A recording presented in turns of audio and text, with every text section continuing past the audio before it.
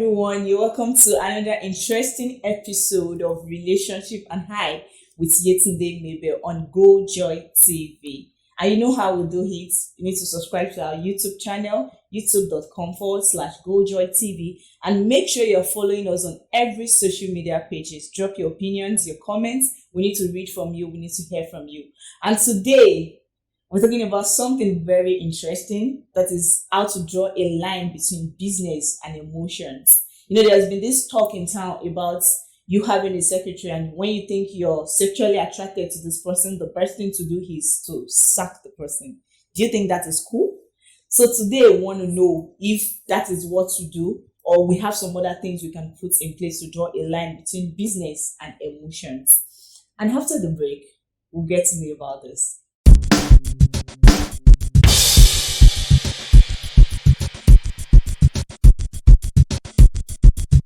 So we have a guest today.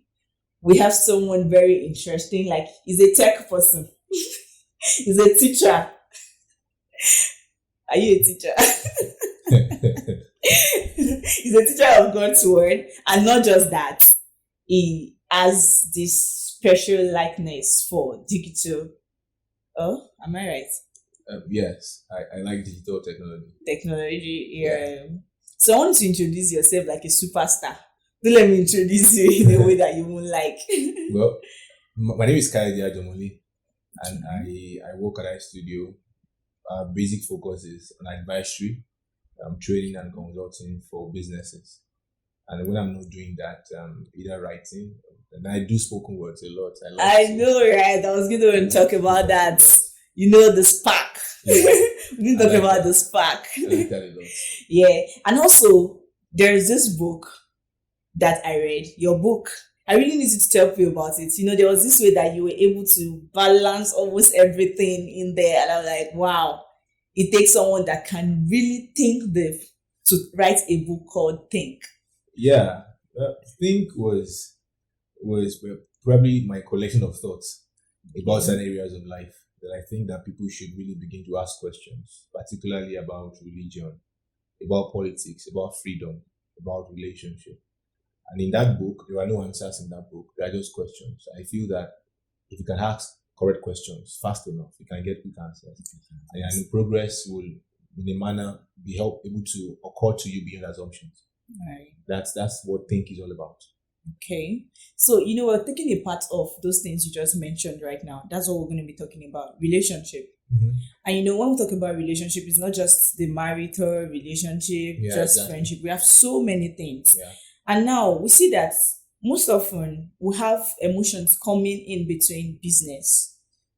You know, there's this way that you just feel like people say it's a regular line, like, I don't mix emotion with business. And so before we took the short break, I was trying to tell people about this particular thing, that a talk that people have been talking about lately, like if you have a secretary at work and you feel you're sexually attracted to this person, the best thing to do is to sack the person. So what can you tell us about that? Isn't that too harsh? Okay. And so I'll take a cue from that and I'll try to make an analogy. If you have a TV at home and perhaps you're falling in love with a program, do you break the TV? No. No, you don't. What you do is you find a manner to regulate your desire for that thing, essentially because you think that the TV is necessary. Yeah. So if I'm loving my secretary in that sense, that is erotic. Sacking the person will mean that I'm trying to be a lord in terms of saying that, look, I can do without you, and because you are abusing my emotions, even though I'm the one not being able to be diligent in my emotions, I should sack you. Yeah. So I do not think that sacking the person is necessary. I think that you should be able to master your emotions, particularly if it is not the other party leading you on, maybe by the way they dress or by the things that they do. Right. But if it's you being sexually attractive, which is normal, you should deal with yourself. I think we should capitalize that particular part, like leading you on. Yeah. If it is not the other person that is leading you on, then you should be able to manage your emotions. Yeah. You should be able to do something about it. You don't just break everything just because you're not handling yourself well. Yeah, exactly. So what are the things you think should be put in place? Because really, it's hard sometimes. You know, probably you just have some measures that you think we should put in place to put this thing into a check. And first of all, I think that every work environment should have regulations as to the limits of expression between the opposite sex. And so that will start with how a lady, in that sense, should dress to the office, the kind of dress she should wear if she's assumed to be the problem, or the man too, who also might be a problematic person too. The kind of things that he should do, how you should touch a co-worker, and the length of relationship you are available to have with a staff who is of the opposite sex. If those two things are available, one other thing I think that can happen is a labor law within the workplace that says that you cannot just sack anybody because there are no reasons. If that is available, then we can manage those two, or either experiences that come or arise as a result of so-called, because really, when you are trying to somebody, anybody will come and tell you that, look, I'm sacking this girl because I feel that she's not making me comfortable sexually. No boss will come and tell you that. Nobody will tell you that. Just tell you that, look, I think our company needs to get some other person who is working well. So we need to just make it known. Basically. There's sometimes that you might actually need this person. This person might be doing so well at work. There are some people that they're just skilled. They know how to do what they do, and they do it very well. And these times when you feel you just find yourself around this person, like you said, there should be male. Like, okay, if there's a way the person dresses, probably there should be a kind of dress code. And there should be some kind of ethics. Like, there are some times that you don't just find yourself alone with this kind of person. Exactly. So you should try to probably, if there is a situation whereby you find yourself alone, you can call some other staffs around, like, okay, let's have a round table meeting and all of that. So I think basically the two parties has to work hand in hand to make this thing done. Because if you cannot manage yourself well, you also need the help of the other person. So it is possible for you to tell this person, okay, why don't you start doing this, like dress this way and all. So you don't make it direct. Sometimes you can just say, okay, now we need to get a dress code. There should be a certain way a lady dresses to work and all of that.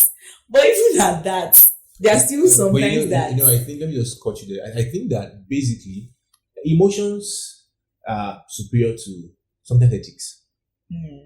So, some people are attracted to dogs because the dog is sexy. There's some useless thoughts in their heads. So, in that kind of sense, would you tell the dog to start dressing up? Right. So I think that in a manner or in a case where a man is sexually attracted to a lady, it doesn't necessarily mean that the person is not dressing well.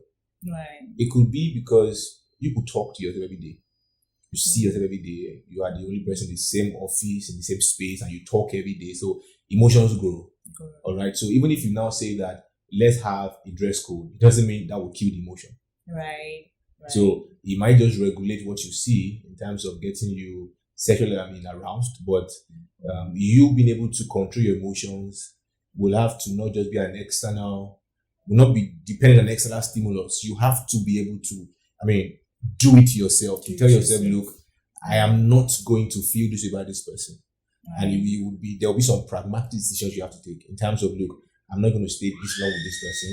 I'm not going to do this with this person. I am not going to, it has to be proactive. You don't just say that everybody start wearing blue.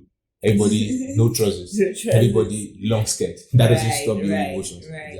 Then sometimes it gets to the extreme. And I think what the particular person that talked about you sacking your secretary is trying to talk about is probably when it gets to the extreme and it's affecting some things. So I think the only way you can get over this thing is probably just cut the contract. Like, there's a way you should just end the contract rather and just let everyone go their separate ways. That way, that's possible if you are the owner of the business. Right. I was going to say that. If I'm the owner of this business and I come and I feel like this young lady or this woman is making me sexually nuts, I just come and say, look, woman, you're sacked. And she asks me why. Nothing. I just feel that we need to downsize because we can't afford to pay you. But if I'm a staff and I'm not the boss, I don't have that order. It means that I have to find a way to deal with that emotion within that box, because I can't go and tell my boss, Oga, please sack this woman because she's not making me comfortable. You can't even alter it like that. So that context of sacking somebody because it will only work because you have superior power. But if both of you are colleagues You can't sack your You colleague. can't say. So Holiday, let's just take a short break. And after this break, we'll just talk about something still around business and emotions. We'll be right back.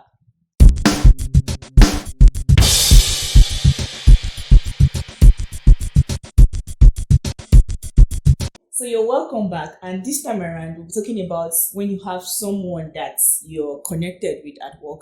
Probably you have a relationship, a friendly relationship with, and you're trying not to hurt them. You know, there are sometimes that you might be working with a friend and things are not working well. And you're just trying to check the way you talk to the person. You don't want to scold the person. You don't want to tell the person things are not going on well. But how best do you think you can handle that kind of situation Okay, without trying to hurt your friend that you're in a business with? okay, for me, I have this idea that work is more important than the relationship, as long as we are within the office context. Okay. So relationships can occur. I could be friends with you, but the task in front of us Right. is more important in that instance. That's it. So if you're not working well, I should develop that level of courage to tell you that look, you're not fine. Things are not working well. Because what will happen in the end is that because I like you, or there's this bias of trying not to get to hurt you, eventually our work is not progressing.